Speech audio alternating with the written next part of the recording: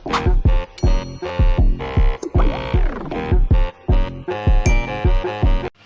assalamualaikum warahmatullahi wabarakatuh. Kembali lagi dengan saya Ahmad Fadli dengan channel Ahmad Fadli. Jangan lupa like, comment, and subscribe, dan jangan lupa share untuk orang yang lain agar video ini bermanfaat untuk yang lainnya.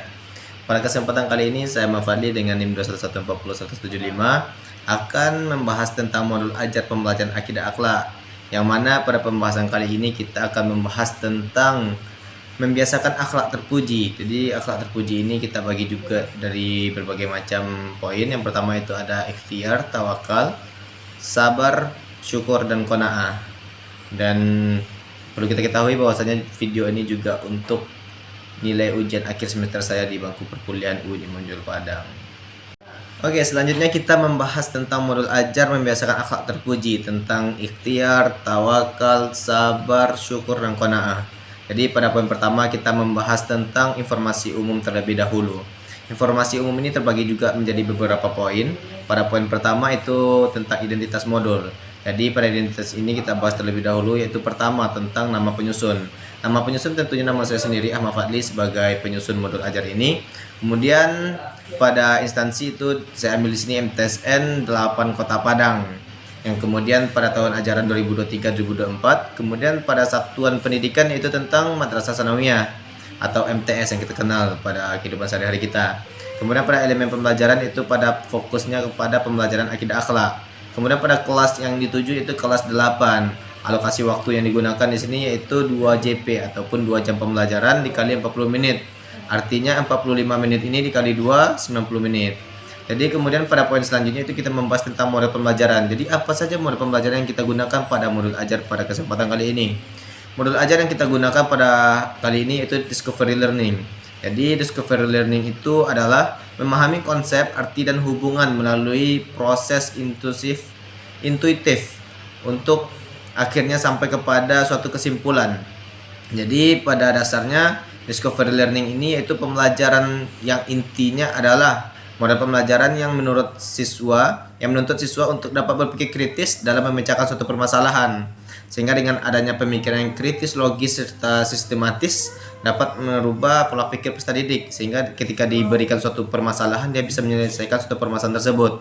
Kemudian pada discovery learning ini juga menuntut peserta didik untuk bisa berperan aktif dalam kegiatan pembelajaran, mandiri dalam mencari atau menemukan materi, dan dapat mengembangkan kreativitas yang dimiliki. Jadi discovery learning ini lebih berfokuskan kepada peserta didik dalam pembelajaran, karena kita sekarang menggunakan kurikulum merdeka. Setelah kita memahami tentang tujuan pembelajaran pada materi ini, selanjutnya kita membahas tentang kriteria ataupun ketercapaian dari tujuan pembelajaran tersebut. Di sini saya sebagai pembuat modul mengambil 4 poin. Yang pertama mencermati dan mengamati bacaan teks tentang memperkuat membiasakan akhlak terpuji. Kemudian yang kedua mendiskusikan dasar, tujuan, dalil, serta akidah Islam dan manfaat mempelajari membiasakan akhlak terpuji ini. Kemudian yang ketiga itu membuat kesimpulan tentang dasar, tujuan, dalil, akidah Islam tentang manfaat mempelajari akhlak terpuji ini. Kemudian yang keempat itu saya mengambil tentang menyajikan hasil diskusi berupa presentasi yang merupakan dasar dari tujuan, akidah, dalil, dan lain sebagainya dalam mempelajari akhlak terpuji ini. Kemudian pada poin D kita membahas tentang pemahaman bermakna. Jadi apa sih itu pemahaman bermakna? Pemahaman bermakna itu yaitu suatu hal yang kita pahami, yang dapat kita pelajari secara dasar tujuan, dalil membiasakan akhlak terpuji ini, yaitu tentang ikhtiar, tawakal, sabar, syukur, dan qanaah, dan manfaat mempelajarinya dalam kehidupan sehari-hari kita, sehingga kita bisa mengimplementasikannya dalam kehidupan sehari-hari kita, baik itu dari seorang pendidik ataupun dari seorang peserta didik. Kemudian pada poin E itu kita membahas tentang pertanyaan pemantik. Pertanyaan pemantik ini yaitu bagaimana cara seorang pendidik tersebut dapat menggali informasi terlebih dahulu, dapat memicu keaktifan juga dari peserta didik sebelum dimulainya proses pembelajaran. Jadi di sini saya ambil dalam bentuk pertanyaan pemantik ini. Yang pertama itu, apakah Anda pernah bersikap sabar dalam bergaul? Bisakah Anda memberikan contoh bentuk dari sifat syukur tersebut? Atau bisa juga kita menggunakan tanpa bentuk yang lebih bakunya itu seperti siapa di sini yang pernah bersifat sabar ataupun bersyukur dalam kehidupannya gitu. Jadi kita bisa memantik terlebih dahulu, menarik peserta didik untuk fokus kepada pembelajaran kita pada hari itu. Kemudian pada poin F di sini saya mengambil tentang persiapan pembelajaran. Di sini saya ada 4 poin. Poin pertama yaitu tentang menyiapkan media pembelajaran. Yang kedua itu peserta didik menjelaskan tentang materi pembelajaran. Kemudian peserta didik menyiapkan LKPD dan peserta didik juga dapat menyusun instrumen yang akan digunakan dalam pembelajaran. Atau bisa juga diawali dengan video terlebih dahulu, kita menyampaikan video tentang bagaimana materi tersebut pada hari itu. Sehingga dengan adanya cuplikan di video bisa berkesinambungan dengan materi yang akan kita bahas pada hari itu. Kemudian pada poin G di sini saya juga mengambil tentang asesmen. Asesmen itu penilaian dilakukan oleh seorang peserta didik terhadap dari seorang pendidik terhadap peserta didik. Jadi di sini ada 3 poin juga. Yang pertama itu ada asesmen awal. Asesmen awal itu penilaian yang diambil dari awal, di awal pembelajaran sebelumnya masuk pembelajaran. Sehingga di situ kita mengetahui kompetensi dasar yang dimiliki oleh seorang peserta didik tersebut. Oke, selanjutnya setelah kita membahas tentang model yang digunakan pada pembelajaran, tentu kita membahas tentang metode pembelajaran. Jadi metode pembelajaran yang kita gunakan kali ini itu tentang metode ceramah, diskusi, tanya jawab, dan latihan seperti biasanya. Kemudian profil pelajar Pancasila, karena sekarang ini kita menggunakan kurikulum Merdeka, tentu profil Pancasila ini tidak akan terlepas dari pembelajaran. Jadi profil pelajar Pancasila ini yang ingin dicapai adalah beriman, bertakwa kepada Tuhan Yang Maha Esa, serta berakhlakul mulia, berkebinekaan global, mandiri, serta gotong royong, dan bernalar tinggi dan kritis yang berlandaskan kepada rahmatan lil alamin. Jadi yang ingin dicapai pada rahmatan lil alamin ini pada peserta didik yaitu ta'adub, tasawuf, tasamuh, dan iktibar. Jadi itu poin besar dari profil Pancasila ini. Kemudian kita membahas tentang sarana dan prasarana. Sarana dan prasarana ini yang perlu kita ketahui untuk memfokuskan pembelajaran ini lebih efektif dan efisien, yaitu tentang media yang digunakan, yaitu ada laptop, LCD, proyektor, lembar kerja peserta didik atau LKPD, kemudian ada juga tentang sumber belajar. Sumber belajar ini bisa kita fokuskan kepada buku paket yang diberikan oleh Kementerian Agama ataupun dari YouTube, internet, dan lain sebagainya. Kemudian pada poin kedua yaitu tentang kompetensi inti. Pada poin A kita membahas tentang capaian pembelajaran. Jadi pada kompetensi inti ini kita harus membahas terlebih dahulu apa capaian kita dalam pembelajaran. Yang pertama yaitu memahami dasar, tujuan, dalil, membiasakan akhlak terpuji. Akhlak terpuji ini seperti poin yang kita bahas pertama tadi tentang ikhtiar, tawakal, sabar, syukur, dan qanaah, dan manfaat mempelajarinya serta mampu mengimplementasikannya dalam kehidupannya sehari-hari.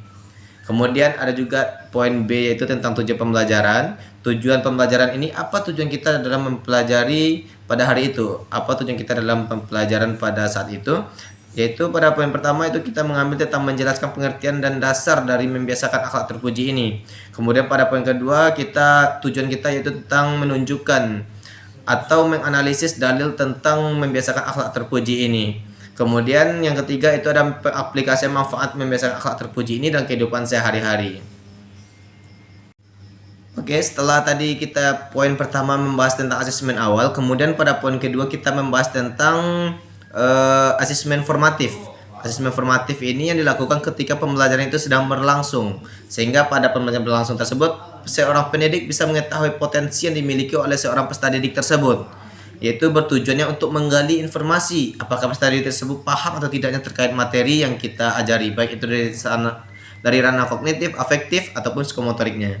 Kemudian ada yang ketiga yaitu dari asesmen sumatif. Asesmen sumatif itu yaitu penilaian yang diberikan oleh seorang pendidik di akhir pembelajaran. Itu bisa dalam bentuk latihan, soal, ataupun LKPD, ataupun menunjuk peserta didik untuk menyampaikan kesimpulan. Anak-anak siapa yang tahu kesimpulan pada hari ini? Itu juga bisa menjadi acuan penilaian dari seorang pendidik. Kemudian pada poin 3 Romawi kita membahas tentang kegiatan pembelajaran. Nah, pada kegiatan pembelajaran ini merupakan hal yang penting bagi seorang peserta didik dan juga seorang pendidik, karena ini adalah poin utama dalam efektif atau tidaknya suatu pembelajaran pada hari itu. Oke, pada kegiatan pembelajaran ini kita mengambil satu pertemuan saja. Jadi pada pertemuan pertama kita bagi 3, ada pertemuan pendahuluan, kegiatan inti, dan juga penutup. Yang pertama kita bahas terlebih dahulu pendahuluan. Pada pendahuluan ini saya sebagai pembuat modul itu mengambil waktu 10 menit saja. karena kita mengacu kepada 2JP tadi. Jadi pada 10 menit pertama kita akan menggunakan yang pertama itu guru mengkondisikan terlebih dahulu bagaimana kondisi seorang peserta didik dalam keadaan kelas ataupun kondisi seorang peserta didik di dalam kelas. Kemudian yang kedua, peserta didik disuruh berdoa secara bersama-sama dipandu oleh ketua kelas nantinya. Kemudian yang ketiga, guru menanyakan kabar dari peserta didik sebagai bentuk semangat ataupun motivasi dalam melanjutkan pembelajaran selanjutnya. Kemudian pada poin keempat, guru mempersiapkan pertanyaan pemantik. Jadi pertanyaan pemantik tadi itu digunakan di awal pembelajaran sehingga akan berkelanjutan ataupun akan memacu peserta didik agar dapat aktif ketika pembelajaran akan dilaksanakan. Kemudian pada poin kelima, guru menyampaikan tujuan pembelajaran, langkah pembelajaran serta jenis penilaian. Jadi di awal ini kita fokus kepada 5 poin ini terlebih dahulu. Jikalau ini sudah kita kerjakan, maka nanti peserta didik akan mengikut bagaimana alur pembelajaran lebih bagusnya nantinya. Kemudian pada poin B itu kegiatan inti. Kegiatan inti karena pada poin ini merupakan hal yang lebih utama dari 3 poin tersebut, dari pendahuluan, kegiatan inti dan juga penutup.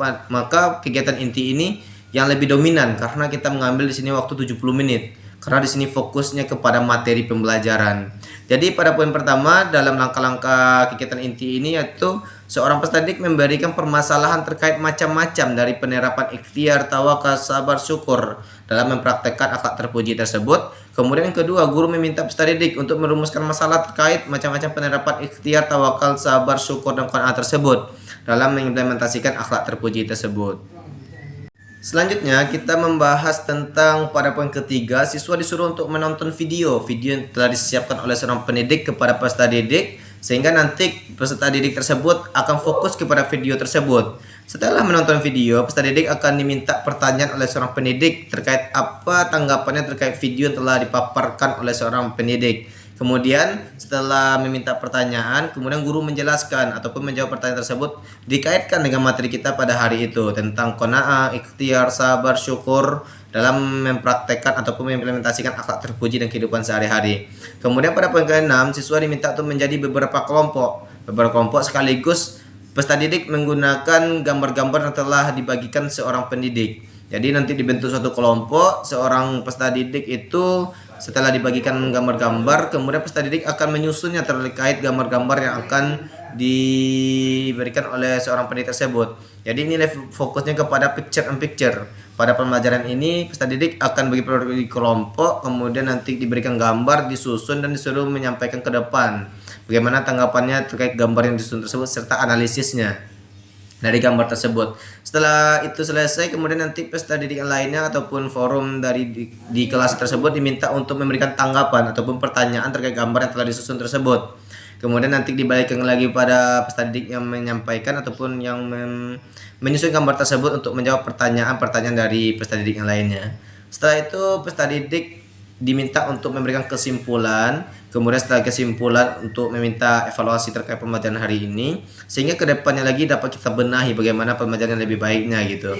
Setelah itu kemudian seorang pendidik bisa menutup pembelajaran dengan menarik kesimpulan lagi terkait menguatkan kesimpulan yang di awal. Kemudian setelah itu seorang pendidik bisa menutup.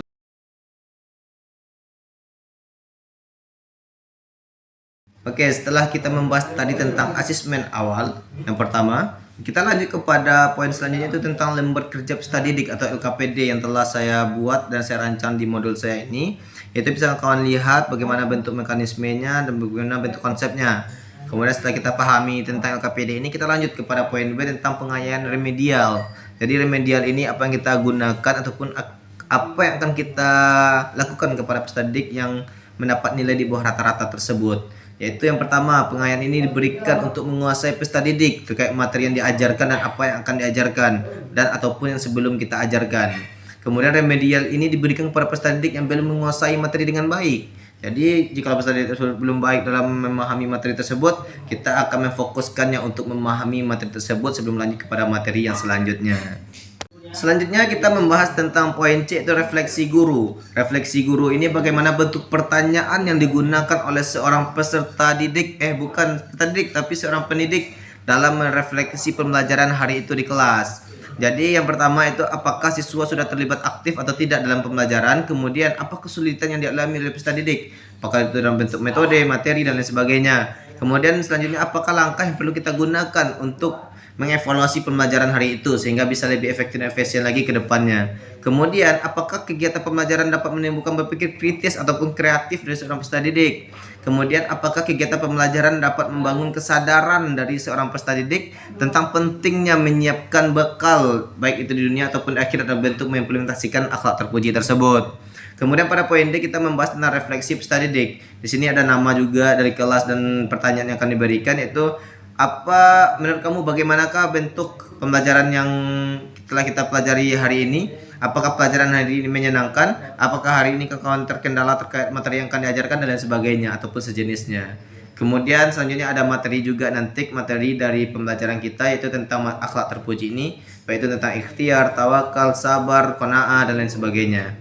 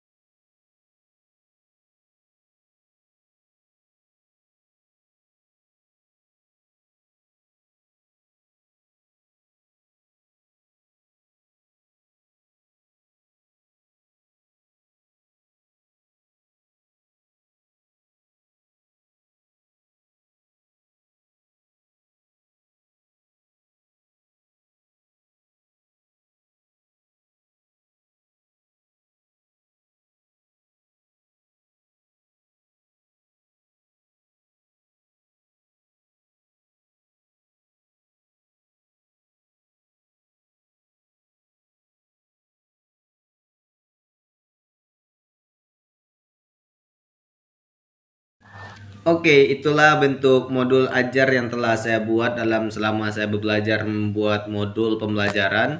Semoga segala kekurangan dapat kalian tulis di kolom komentar agar video ini lebih bagus lagi ke depannya, dan semoga menambah inspirasi bagi kita semua.